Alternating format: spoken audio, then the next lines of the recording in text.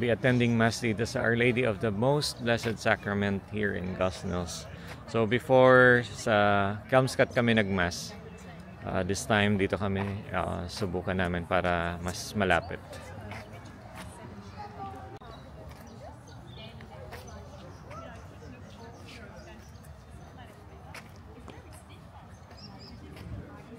Ayan, mag-Mass kami ni My Loves. So it's a bright Sunday morning here. Ayan, simba muna kami. Dito kami sa St. Gosnells Parish.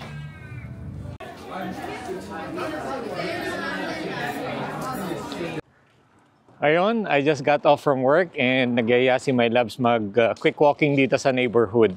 But actually nakapag quick 1 hour nap na ako. Yan ang problema pag work from home. Nagkakaroon ako ng neck problem. Pero all is well. Yan, quick walking muna kami dito. And ganun-ganun lang. Tapos na naman yung Monday.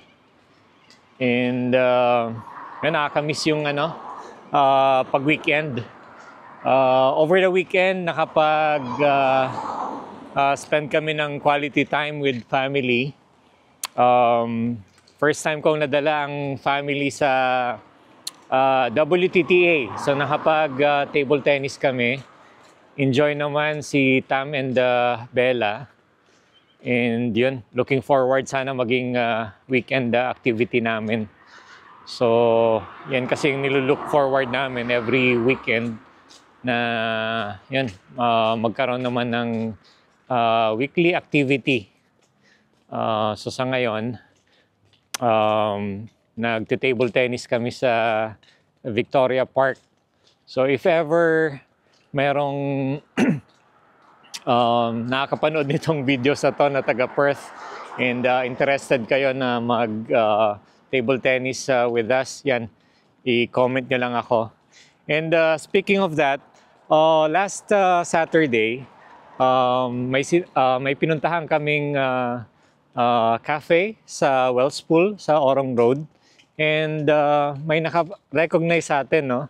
So kaya lang, medyo lumabas ako and si My Loves yung nakausap. So sorry, I forgot, hindi namin nakuha yung name pero shout out kay Kuya. Kaya lang, yan, sayang hindi tayo nakapag-meet. So yan, pumunta kami sa the first Sip Cafe. We got informed by a friend na may nakakilala niya yung owner ata. So pumunta kami sa the first Sip Cafe along Orong Road in Wells Pool. So yung mga taga Perth na interested kayo sa mga Filipino food, so support nyo yung mga kabayan natin. So I think may mga iba-iba silang menus over the weekdays and pag weekends din. So meron silang mga tapsilog, tosilog. So yun, if may time kayo, punta kayo sa the first Sip Cafe along Orong Road in Welsh Pool. And yun, siguro walking kami ng mga 45 minutes to 1 hour.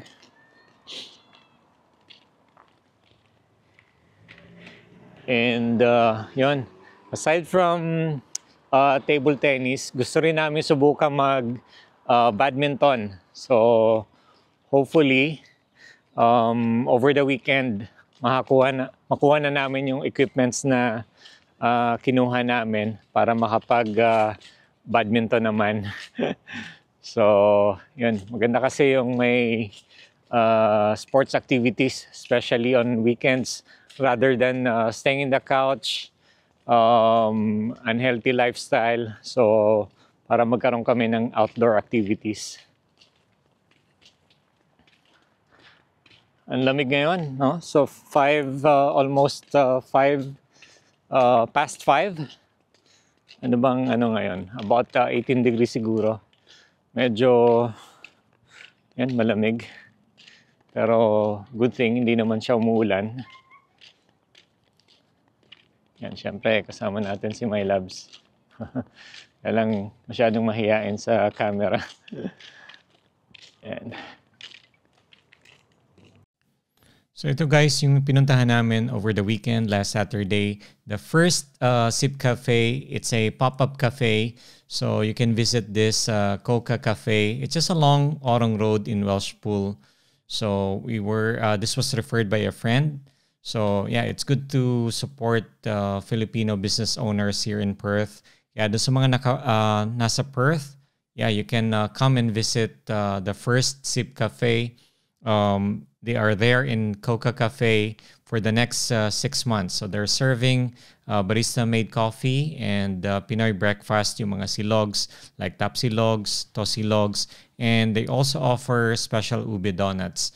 So nag-start sila last Saturday, but they are there every Saturday for the next 6 months. So probably until Saturday. So yeah, it's good to support Filipino business owners dito sa Australia. So yung mga nasa Perth, yeah, you can come and visit the first Sip Cafe.